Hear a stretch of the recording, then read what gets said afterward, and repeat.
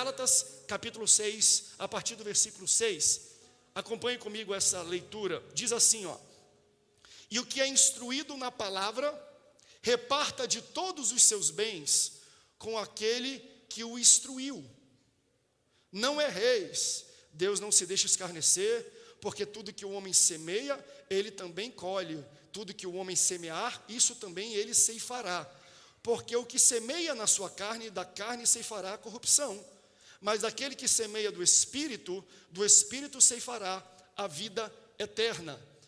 E não nos cansemos de fazer o bem. Olha isso aqui que bonito.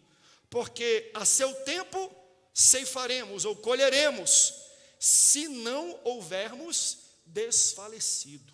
Agora pula para mim para Mateus capítulo 13, versículo 24. Nós vamos aplicar o que nós entendemos em Gálatas para a parábola do joio e do trigo, que está descrita em Mateus capítulo 13, versículo 24 em diante. Olha o que diz a palavra de Deus. Outra parábola lhes propôs, dizendo: o reino dos céus é semelhante a um homem que semeou boa semente no seu campo. Mas, enquanto os homens dormiam, veio o inimigo dele, semeou o joio no meio do trigo e retirou-se. E quando a erva cresceu e produziu fruto, apareceu também o joio.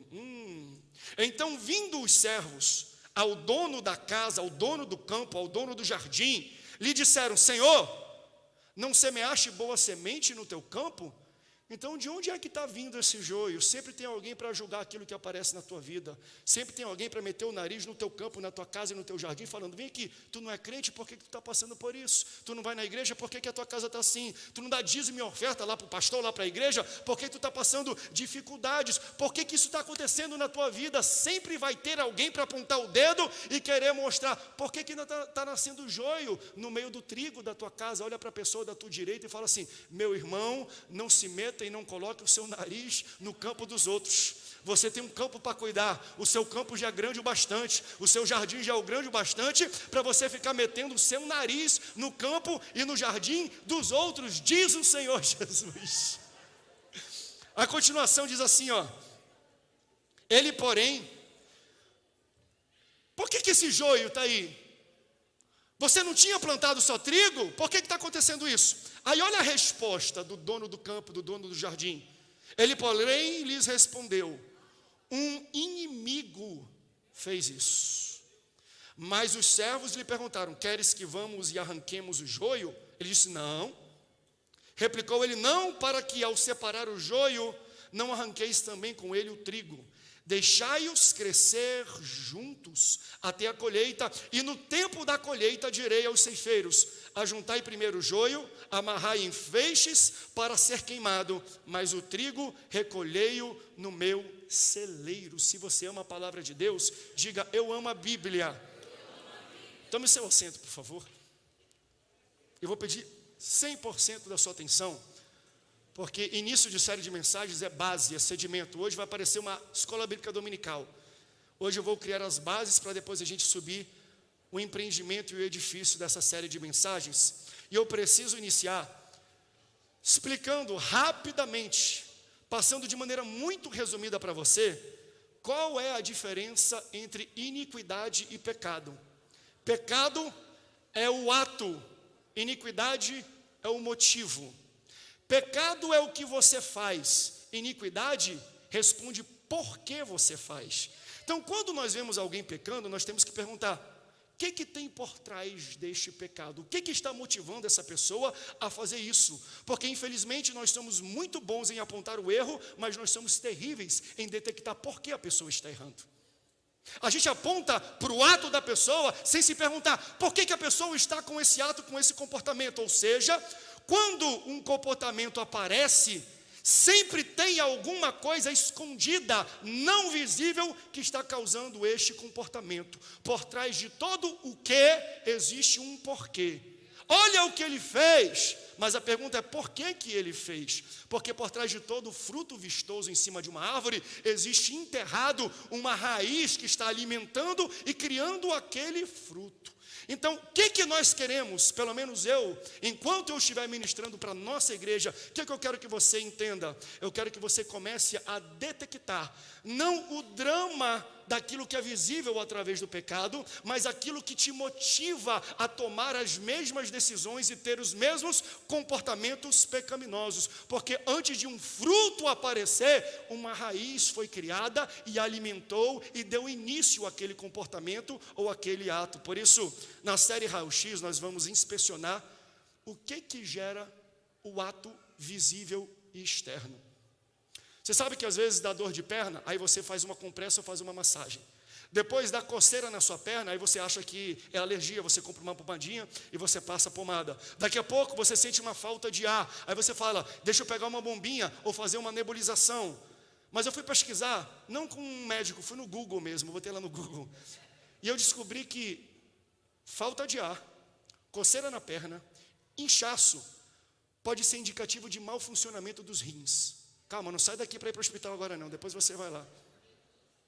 A gente quer ficar tratando do que é externo, sem entender que tudo que é externo é causado e motivado por alguma coisa interna. E enquanto a gente não fazer um raio-x e tratar daquilo que é invisível, nós nunca vamos parar o ato que é visível. Você não consegue parar o que a fruto, o que a árvore está produzindo ao arrancar o fruto dela. Não aponte o dedo para uma pessoa que é viciada, por exemplo, tentando analisar e julgar o comportamento dela, se você ainda não pergunta e tenta chegar perto dela para entender por que ela toma aquela substância para amenizar a dor que ela está sentindo. O que eu quero dizer para você é que por trás de cada comportamento que é nocivo para a nossa saúde, que é nocivo para a nossa vida, que é nocivo para o nosso relacionamento com Deus, existe algo invisível, enterrado, debaixo da terra, que ninguém vê, que alimenta tudo isso. E eu já estou pregando para alguém aqui. Então, eu quero trazer a nossa igreja num nível de compreensão e maturidade para a gente parar de ficar apontando o dedo no erro dos outros e tentar ajudar para entender por que você está errando. Vem aqui, meu amigo, por que você está agindo assim? Por que tu está falando essas coisas assim? Por que você tem esse certo comportamento? Vamos fazer uma varredura, vamos passar um raio-x, vamos fazer um exame completo da nossa vida, não é da vida dos outros não. Você tem um campo e um jardim para você cuidar. Faça um raio-x da sua vida para entender o que está causando para que o joio venha crescer dentro da minha casa e dentro do meu jardim. No 3, diga raio-x bem alto. 1, 2, 3. Então a gente vai fazer uma ressonância computadorizada da sua vida espiritual, uma ressonância espiritualizada. Nós vamos dizer, sonda-nos, Senhor, vê se existe em nós caminhos maus, caminhos que nos afastam de Ti. Vê se existe plantado dentro de mim algo que nem eu percebo e arranca fora, porque eu quero ser tratado e cuidado por Ti. Então, vamos atrás de rastrear, não o pecado, mas a iniquidade. Eu não quero saber o que a pessoa fez, eu quero saber por que ela fez. Pecado é o que ela fez, iniquidade é a razão por que ela fez aquele pecado. Iniquidade é o que motiva, é o que alimenta, é o que impulsiona as nossas atitudes. E se eu for querer, e às vezes na igreja a gente é muito propenso a isso, a gente vai querer julgar o teu comportamento. Quando nós julgamos o comportamento de alguém, nós punimos o fruto. Nós punimos o comportamento externo, nós arrancamos fora da árvore um fruto que nós entendemos que é um fruto ruim. Só que quando eu arranco um fruto, sabe o que vai acontecer? Vai nascer um outro fruto igual. Enquanto nós só tratarmos de punir as pessoas ao arrancar os frutos do pecado, elas vão continuar gerando outros frutos disfarçados muitas vezes. O que Deus chama a nossa igreja a entender é, o problema não está no que é externo e visível, é no que está enterrado debaixo da terra. Se você cuidar da raiz de uma árvore, ela vai produzir bons frutos. Se você arrancar frutos ruins de uma árvore, ela vai continuar a formar, a produzir, a multiplicar e frutificar frutos ruins. Meu Deus, é ensino isso, não? Deus está libertando, Deus está abrindo no olho das nossas igrejas para a gente poder entender como é que nós temos que lidar com erros visíveis.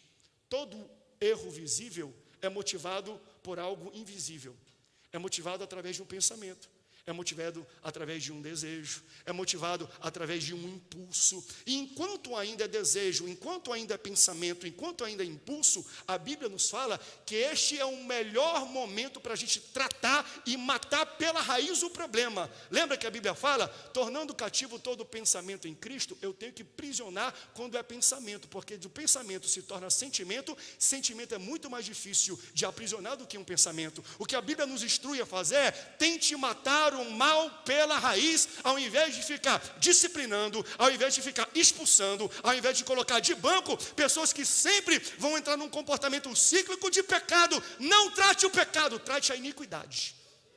Porque é a iniquidade que dá vazão, que dá nascente, que dá vida para algo que é externo. Nós somos chamados por Cristo não para tratar o ato externo das pessoas, mas para curar elas de dentro para fora.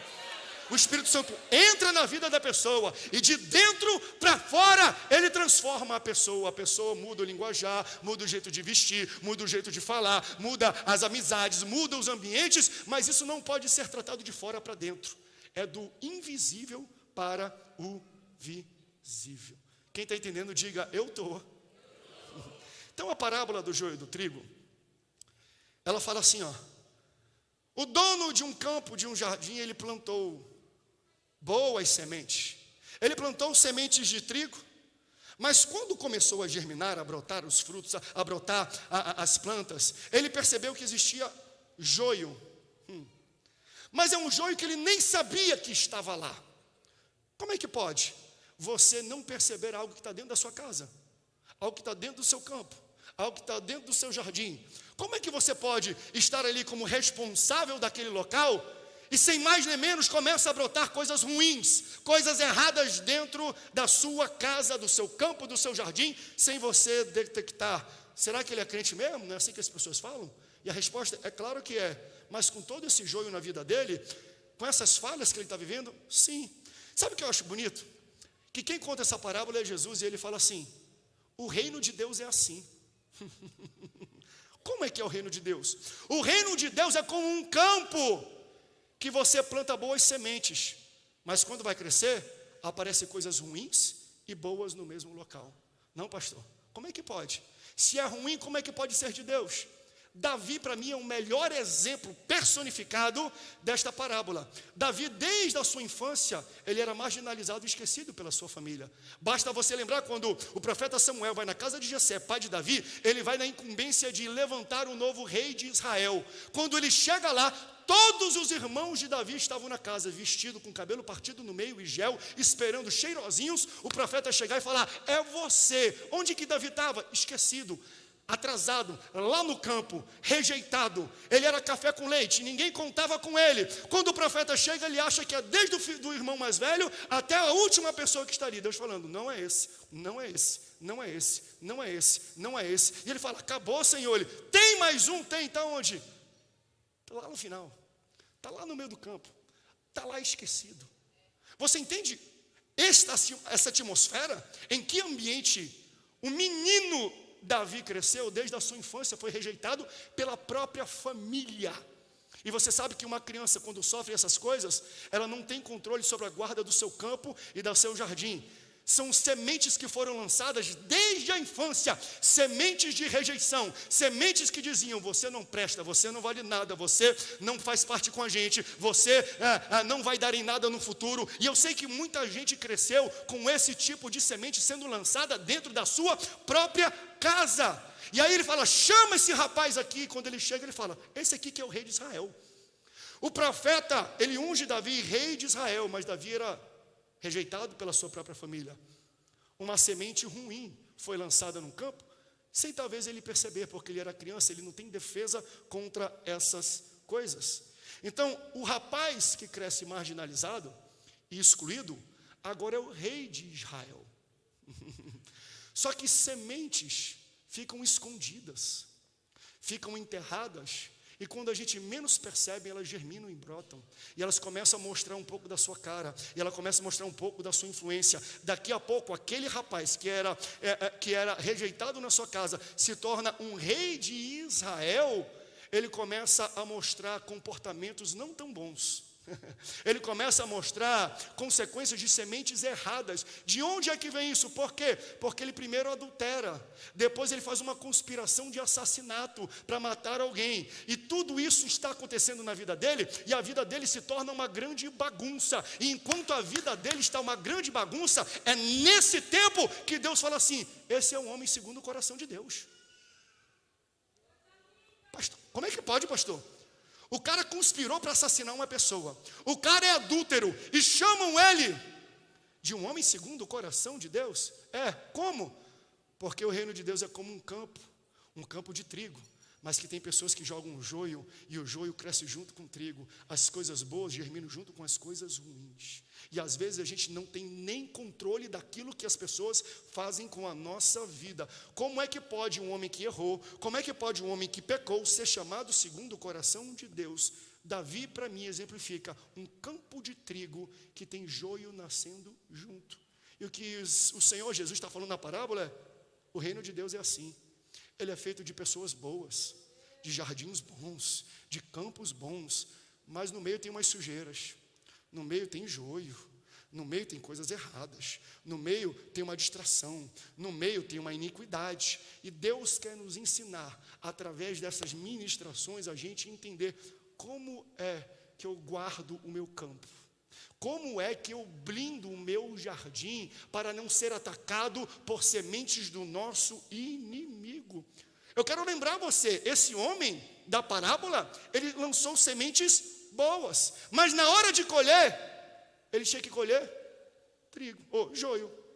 Ele plantou o trigo, e quando ele foi colher, ele viu que tinha que colher joio junto. Em Gálatas capítulo 6, versículo 9, que nós já lemos, diz assim: você irá colher o que plantou, se não desfalecer, se não relaxar, se não desanimar. Tudo aquilo que o homem planta, certamente o homem colherá, se ele não cansar. E se ele cansar, pastor, o que ele vai plantar? O que ele vai colher? O texto vai continuar falando. Nessa parábola, o homem planta uma boa semente, e quando ele planta uma boa semente, ele espera ter uma boa colheita. A ideia é que eu vou colher tudo aquilo que eu plantei. E aqui deixa eu só abrir um parênteses, porque às vezes a gente entra num ciclo de vitimismo, e eu quero expulsar, no nome e na autoridade de Jesus, o espírito de vítima e de vitimismo que existe nas pessoas, e principalmente aqui nessa igreja.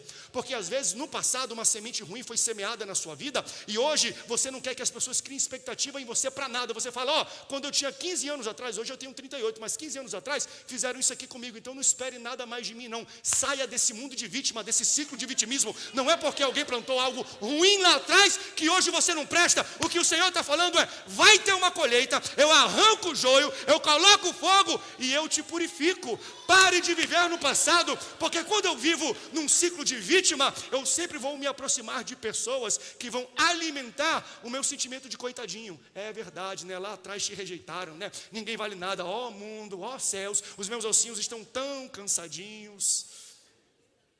Aí você vira vítima de algo que aconteceu há 11 anos atrás. Até hoje eu converso com pessoas e falo: pastor, eu não consigo trabalhar, eu não consigo achar um emprego. Por quê? Porque há 30 anos atrás, pastor, ele me deixou. Até hoje eu estou orando para ele voltar para a minha vida. Eu fui rejeitada por ele. Eu fiz até uma campanha assim: pastor, durante todo o aniversário de 81 anos, eu fui no monte todo dia para que ele voltasse. Falei: é mesmo, irmão? Você se separou dele quando? Foi mês passado? Ela falou: não, foi há 20 anos atrás.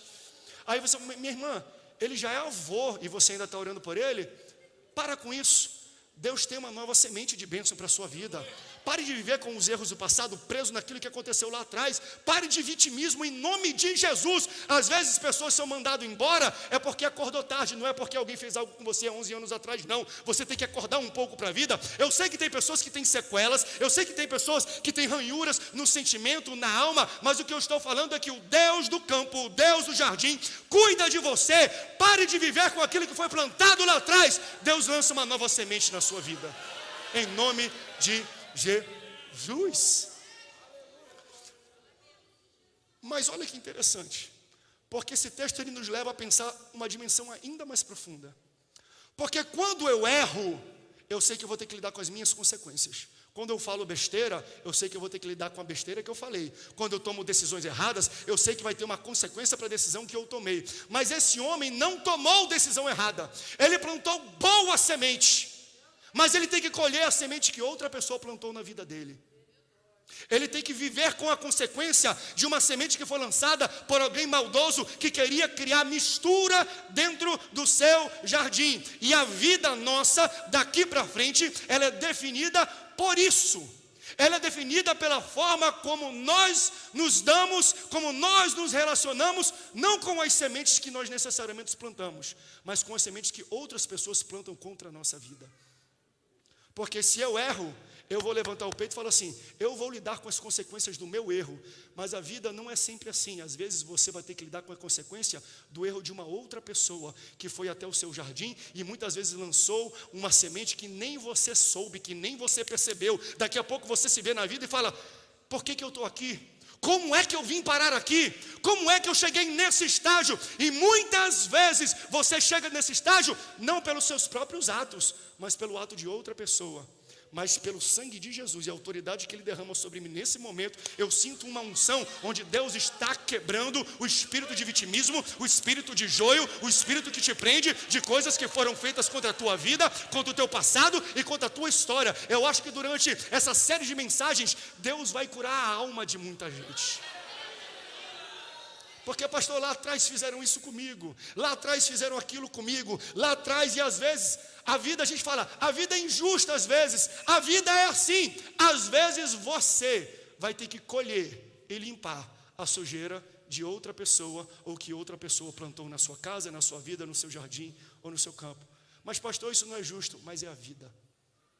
E Deus está te dando autoridade, sabedoria e poder. O Espírito Santo dele está te conduzindo agora para você entender. Isso aqui não foi eu que fiz não, mas já que está no meu jardim, eu tenho a responsabilidade, não a culpa por isso, mas a responsabilidade de arrancar isso fora no dia da colheita, jogar no fogo e manter dentro da minha casa só o que tem de trigo, só o que tem plantado de bom. Então tudo que fizeram contra você e tudo que você fez errado contra você, você vai juntar, colocar no mesmo saco e jogar no mar do esquecimento, entregar para Deus e falar, Senhor, me cura, Senhor, me cuida, Senhor, me sara, Senhor, eu não consigo conviver com coisas que os outros fizeram contra a minha vida. Mas a vida, ela é determinada não necessariamente por como nós lidamos com os nossos erros, mas como nós nos comportamos quando alguém lança uma semente, lança uma sujeira contra a nossa vida. E aí fala assim, vem aqui, você não plantou semente boa? Aí sabe qual foi a resposta dele? Fenomenal. Ele falou assim, ó, um inimigo fez isso. Não é a minha culpa. É tão difícil a gente lidar com essa verdade. É tão difícil a gente às vezes se blindar daquilo que alguém externo pode fazer na nossa vida. E eu quero tentar, através da palavra de Deus, dar para você recursos, dar para você defesas, para você fechar o seu jardim, para você blindar o seu campo, para você fechar para pessoas indesejadas. Pastor, como é que eu me blindo, como é que eu me protejo de tudo isso? Porque lá em Gálatas, capítulo 6, diz que tudo aquilo que um homem planta, certamente ele colherá. Mas quando é que eu tenho que colher o que eu não plantei? Como é que eu faço? Esse homem vai colher o joio e quando ele chega lá, ele fala, isso aqui fui eu que plantei, isso aqui fui eu que fiz, mas isso aqui não fui eu não. Quantos já se encontraram nessa situação? Dentro da sua vida, dentro da sua casa? Isso aqui eu fiz, mas isso aqui eu não fiz. Por que eu estou sofrendo com algo que outras pessoas fizeram?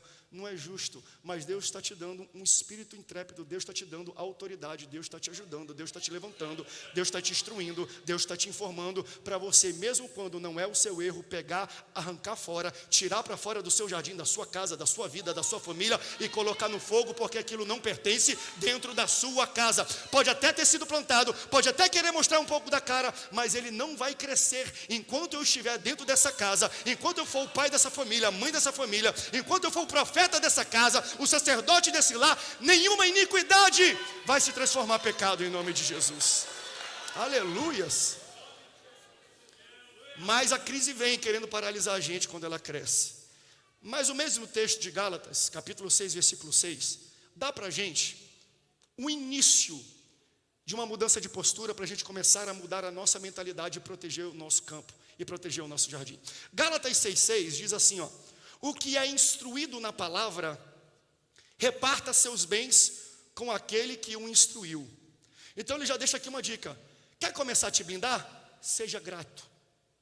Gratidão é uma blindagem para você não se tornar vítima de uma sujeira que alguém vem fazer de fora, para você não ter uma colheita de um plantio que foi errado. Ou seja, o que esse texto está falando é: se você um dia bebeu da água de alguém, depois que você teve a sede saciada e Deus te abençoou, volte até essa pessoa e devolva, e faça um refil, e reponha a água que ela entregou para você. O que esse texto está falando é que se um dia você precisou tomar da fonte de alguém, Deus te abençoou, você vai ter que pegar um pouco da sua água para colocar de volta na fonte de onde você tirou, porque Deus te abençoou naquele dia. Quando alguém te abençoa, volta com essa pessoa e abençoa ela de volta, que Deus está construindo um relacionamento de pessoas que vão te ancorar, que vão andar do seu lado e que vão te ajudar a te proteger. Quando você é grato com alguém, Deus está levantando alguém com escudo para proteger de flechas que você não está vendo. É por isso que eu sempre falo aqui, se eu prego alguma coisa aqui, gente, e eu não falo isso para você puxar o saco do pastor André, não, para você rasgar seda, como dizem, do pastor André, não. Mas se eu pregar alguma coisa essa noite ou durante a semana, qualquer um dos pastores que abençoou a tua vida, que saciou a tua sede, manda para a gente uma mensagem dando testemunho de cura, de vitória, de transformação na tua vida. Porque eu estou, gente, há 72 horas, eu preguei em 7 igrejas diferentes, em 7 cidades diferentes, e eu estou pregando ainda na 8ª aqui hoje. Eu estou vazio aqui nesse local. Tudo que eu preciso é no final desse culto, que você pegue um pouco da água que você bebeu e fala: pastor, deixa eu te encher de volta, porque domingo que vem tem outro culto, e eu preciso ter água para dar para você. Então quando você abençoa alguém que te abençoou, Deus está levantando pessoas para andar do seu lado e para te proteger de pessoas indevidas que querem lançar uma semente ruim na sua vida. Gratidão vai impedir que você seja vítima de coisas desavisadas. Vai levantar pessoas que vão falar: ó, estão falando de ti ali, quiseram te queimar, mas eu não deixei não. Por quê? Porque um dia você saciou a sede dessa pessoa, e Deus está levantando essa pessoa para ser uma bênção na sua vida. Eu profetizo: Deus vai colocar pessoas do seu lado que vão ser um escudo, que vão ser um esteio, que vão ser proteção contra as sementes ruins que querem lançar na sua vida. Aleluias. Outra lição que eu aprendo aqui, para eu ter proteção, para eu blindar o meu campo, o próximo versículo, Gálatas 6, capítulo 6, versículo 7. Olha o que está escrito. Isso aqui é muito importante, isso aqui é ensinamento. Porque tudo aquilo que o homem semear, isso também ele colherá, ou isso também ele ceifará. Porque tudo aquilo, repita bem alto, tudo aquilo, tudo aquilo, tudo aquilo, tudo aquilo. O contexto do versículo da história é plantio e colheita. Então você vai ter que entender o seguinte: qual é a semente daquilo? Porque tudo aquilo que você plantar, você vai colher. O que é aquilo que você deseja de Deus? O que é aquilo que você está pedindo para Deus? Sabia que existe uma semente para aquilo? O que é que você ora e busca de Deus incessantemente, dia e noite? Existe alguma coisa que aqui nós estamos chamando de aquilo. Para todo aquilo existe uma semente. E você tem que entender qual é a semente para aquilo que você quer que Deus faça na sua vida. Existe uma semente para aquilo. Por exemplo, uma pessoa fala: pastor, eu estou precisando ter uma colheita de prosperidade financeira, dinheiro, então eu vou fazer uma campanha de oração no monte para Deus me abençoar. Pode orar o quanto você quiser, se você não for dizimista e ofertante, nunca vai brotar e você nunca vai colher dinheiro, porque a semente da prosperidade financeira é dízimo e oferta, não é oração.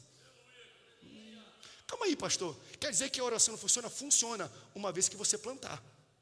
Uma vez que você semear, semeou na igreja, semeou na casa do Senhor, semeou na vida de alguém, ora, porque a oração vai fazer acelerar, potencializar e multiplicar. Mas você nunca pode esperar ter uma colheita de algo que você nunca plantou.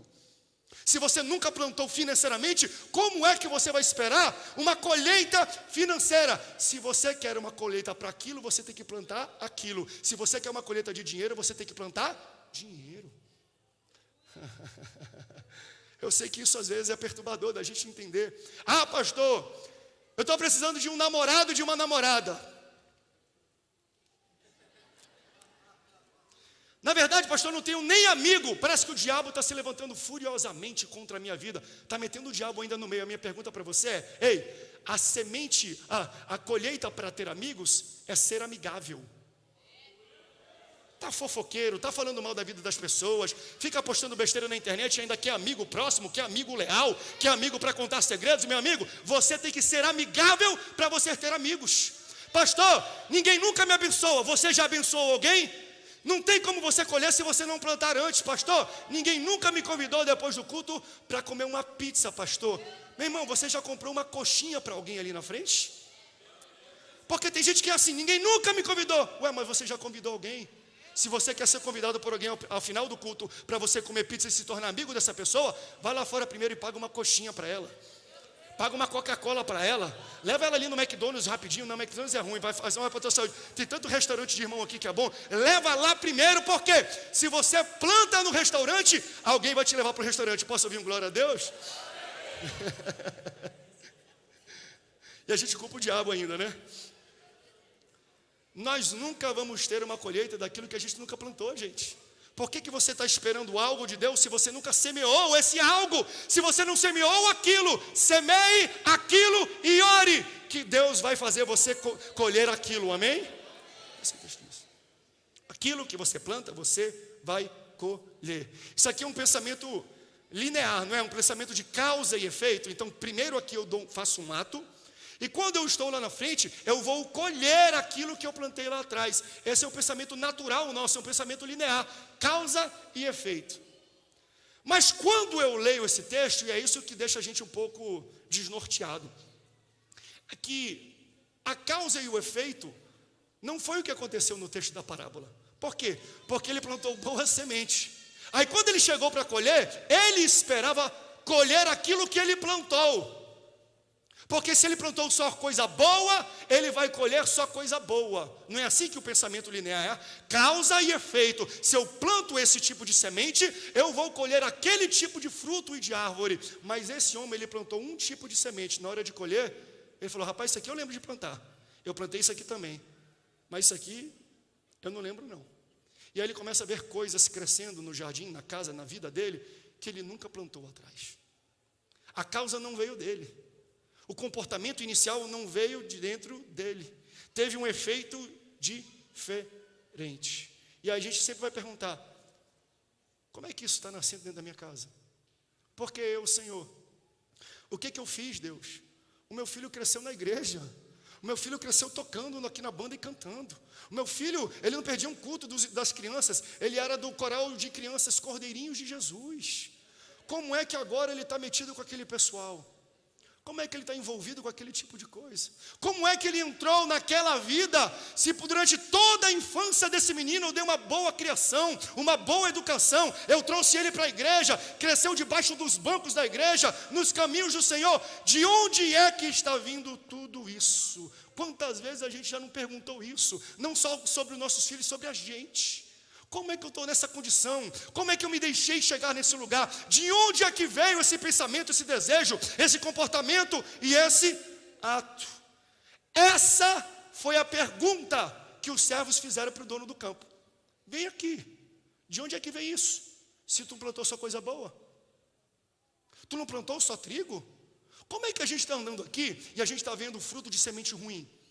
Como é que eu estou andando no teu campo, na tua vida, e eu estou vendo brotar junto com que você plantou coisas ruins? Essa é a pergunta que todos fizeram no campo, para o dono do campo. Essa é a pergunta que talvez você já fez em algum momento na sua vida. Como é que eu vim parar aqui? Como é que isso aconteceu dentro da minha casa? E aqui que você vai entrar no X dessa questão do raio-X. Olha a resposta do dono do campo. Um inimigo plantou. E ele vai além. Um inimigo plantou enquanto eu dormia. Ele veio quando eu estava fora da guarda. Ele veio quando eu estava relaxado. Ele veio desavisado de madrugada, enquanto não tinha ninguém em sentinela, ninguém guardando, ninguém blindando e ninguém olhando a penda. Uma das coisas mais importantes de uma caminhada cristã, seja você com um dia de crente ou 100 anos de assembleano nesse local, sobre a vida e a caminhada cristã, você tem um inimigo ardiloso, malvado. Por isso, cuidado, não deixe o seu relacionamento com Deus relaxar demais. Não leve o relacionamento empurrando com a barriga. Não pensa que a igreja é um ato social que você vem para tirar talvez a culpa da sua mente. Não. Isso aqui é coisa séria, porque enquanto nós relaxamos na nossa caminhada com Deus, o nosso inimigo está vendo se tem alguma abertura, se a gente fechou o olho, se a gente adormeceu, se a gente deu as costas, para ele lançar uma semente de discórdia, uma semente de mistura, uma semente de coisa ruim. A vida cristã é que nem uma criança que sobe a escada rolante de um shopping, só que a escada rolante está descendo. Já viu criança fazendo isso? Eu já vi até adulto fazendo isso. Se você ri agora é porque você fez isso. Está descendo e a criança sobe. Aí quando ela vê a mãe, ela para dar um tchauzinho. A minha pergunta é, quando ela chega no meio da escada e ela para olhar o que está do lado, e ela relaxa na caminhada, quando ela vai recomeçar a caminhada de novo, ela começa do meio? Não, sabe por quê? Porque a escada rolante puxa ela para a estaca zero. Vida cristã é assim. A gente acha que pode vir para a igreja, entregar nossa vida para Jesus, servir a Deus, cantar nesse local. Aí a gente vai ficar 6 meses, pastor, está vindo carnaval aí, está vindo fim de ano aí, está vindo aquela festa, está vindo a micareta. Vai fazer o seguinte, eu vou ficar só 2 meses longe da igreja, porque aí eu faço tudo que eu preciso fazer, eu relaxo o meu relacionamento com Deus. Aí quando eu volto, eu continuo da estaca do local, da posição onde eu deixei. Vai não, você vai para a estaca zero. Por quê? Porque enquanto você estava lá, o inimigo foi no teu campo, meu irmão, e fez uma devassa. E ele plantou coisas que você não vai descobrir na hora, não. Porque a gente volta e fala, ninguém falou nada. O pastor não me chamou para o gabinete, o pastor não me viu na conversa. Eu coloquei só no grupo fechado do Instagram para poucas pessoas verem. O pastor não está vendo nada que eu estou fazendo. Então a gente acha assim, ninguém viu. Então não vai acontecer nada na minha caminhada. E você continua servindo a igreja. A vida cristã não é serviço de igreja. Aleluias. Porque enquanto você estava desavisado e relaxado no caminhar com Deus, o teu inimigo foi no teu campo e lançou sementes. Só que semente demora para germinar. Aí daqui a 10 anos, 20 anos depois, você talvez até voltou para a igreja de novo. Você até se reconciliou com Jesus, endireitou a tua vida. Só que há 10 anos atrás alguém plantou uma semente ruim quando você estava dormindo e desavisado. Aí você vai olhar para a vida, o que aconteceu aqui? Irabaçuca. Eu sinto o Espírito Santo ministrando em corações aqui. Nesse momento, o inimigo ele sempre vai entrar quando você está dormindo. Enquanto você está de sentinela, ele sabe que tem um cão de guarda que é você. Ele nunca vai querer brigar diretamente com você para invadir a tua casa. Ele espera você dormir, ele espera você relaxar. A caminhada com Cristo é que nem surf. Se você já surfou, você desce a onda, enquanto você está indo reto, em pé, a velocidade e a onda te dão sustentação para você ficar em pé. Quando a onda acaba, e você para a caminhada, você mergulha, você afunda. A caminhada com Cristo, a vida cristã é que nem uma bicicleta. Enquanto você está andando rápido e reto, indo em direção certa, você tem sustentação e equilíbrio. Para a bicicleta, você vai tombar para o lado. Não tem como a gente viver uma vida cristã com paradas no meio do caminho. São essas paradas que o inimigo vem e lança as sementes ruins, que vão germinar e brotar 5 anos depois, 10 anos depois, 15 anos depois. Aí você vive uma vida com coisas dúbias e você não entende, de onde é que veio isso?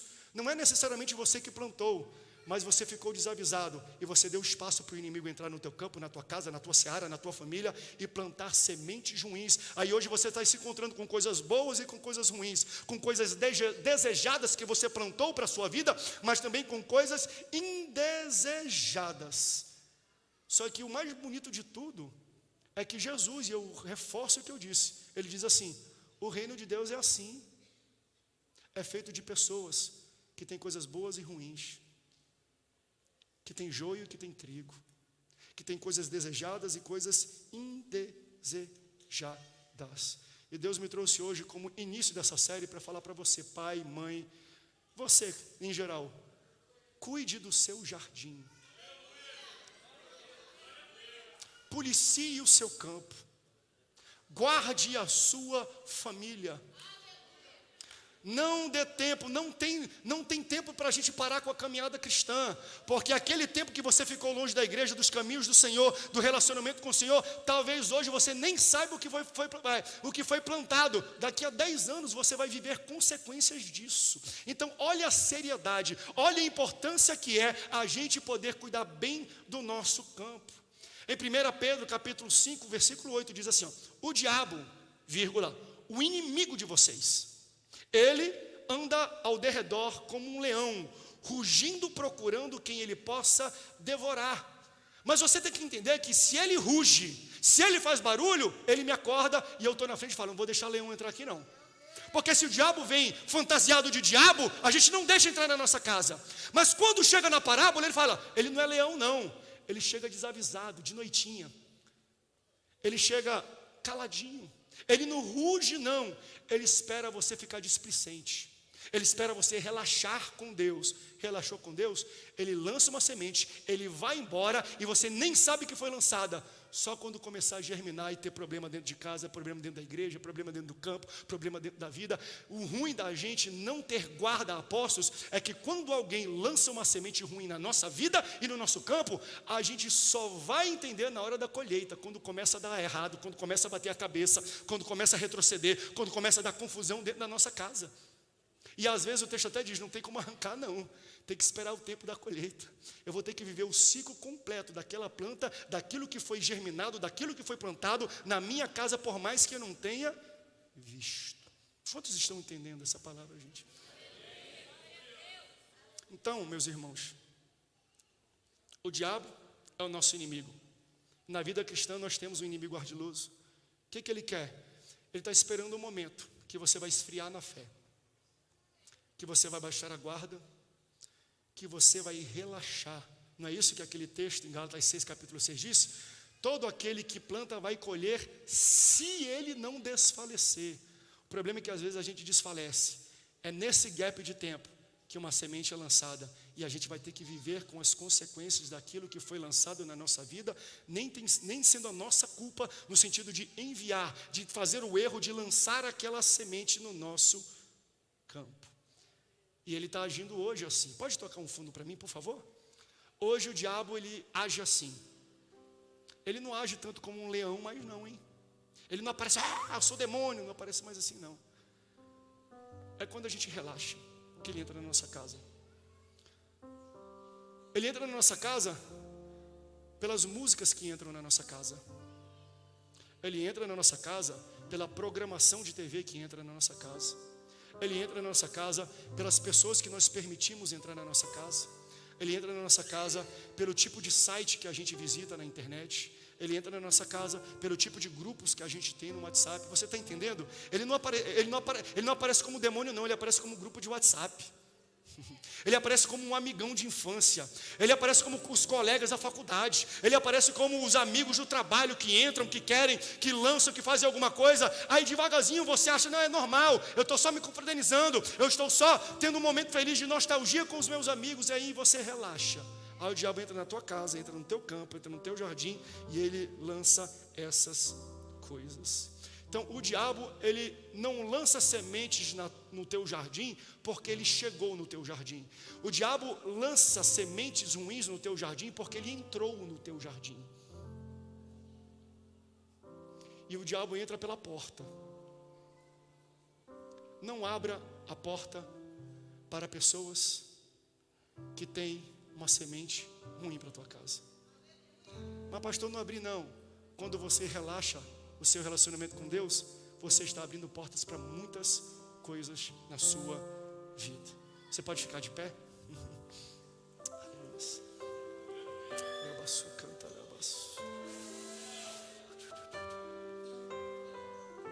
Cuide do seu jardim, cuide da tua casa. Pastor, qual a melhor maneira de eu cuidar? Se relacionando com Deus. A Bíblia fala o seguinte, em Jó capítulo 1, versículo 10. Deus está tendo um diálogo com Satanás.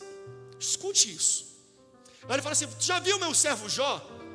Meu servo Jó é um cara correto, um cara certo, um cara íntegro, um cara próspero, um cara leal. Ele é fora de sério, ele é extraordinário.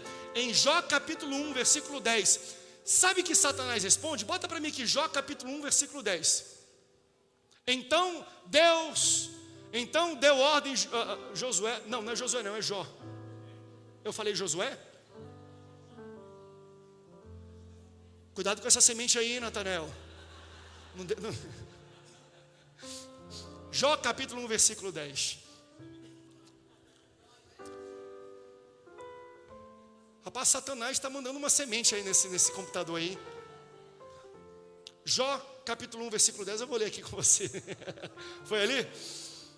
Acaso, olha lá, Deus fala: viu aí que meu servo Jó, esse cara certo, íntegro, correto, leal, abençoado. Aí olha a resposta de Satanás: mas por acaso tu não cercaste com sebe? Pastor, o que é sebe? É um muro, é uma cerca.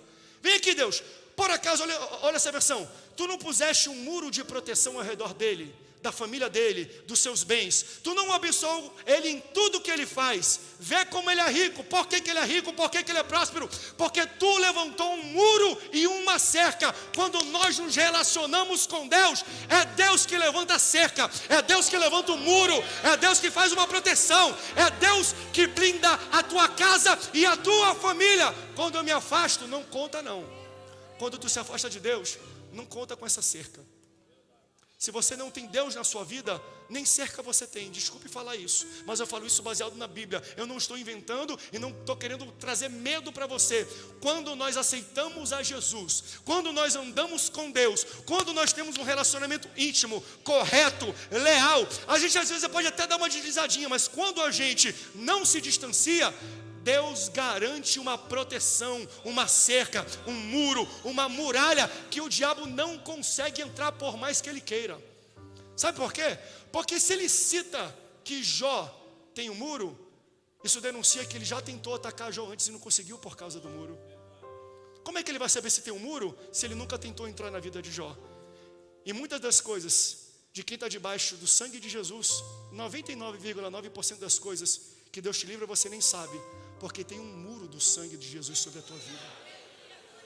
O diabo até tenta te atacar, mas existe uma barreira que não deixa ele atacar. Olha que bonito isso. O povo sai do Egito, gente, e vai até a terra prometida. Quando eles chegam, para você entender qual é a analogia da proteção de Deus, do sangue de Jesus, é o sangue de Jesus sobre a sua vida que faz essa proteção e esse muro. Moisés tira o povo do Egito, e aí vem Faraó querendo o quê? Atacar eles. Então o problema do passado está voltando para querer aniquilar a vida deles. Aí Deus fala: não, mas vocês vão ter uma nova aliança comigo. Eu tenho um novo projeto para vocês. Eu tenho uma nova programação para a vida. Eu já arranquei vocês da garra de quem semeou coisa ruim, e eu vou levar para a minha terra prometida. O que Deus faz? Deus abre o mar vermelho e eles passam. Quando eles passam, vem o exército querer matar eles, ele fecha de novo o mar vermelho, porque quando o sangue também vermelho foi vertido na cruz, ele criou uma barreira. Toda vez que o teu inimigo vai te atacar, ele morre no sangue de Jesus. Ele morre nas barreiras do mar vermelho. Ele não consegue te alcançar, porque quem está debaixo desta aliança tem a proteção da aliança. Não saia dos propósitos, não saia do centro da vontade de Deus. Sabe por quê? Porque Deus te protege, porque o que Deus faz é proteger a vontade dele. Ninguém mexe na vontade de Deus. Então existe uma proteção divina sobre a vontade de Deus. Se você está no centro da vontade de Deus, você tem a proteção da vontade. E ninguém consegue, mas quando você sai da vontade de Deus, não conte com essa proteção. Guarde o seu jardim.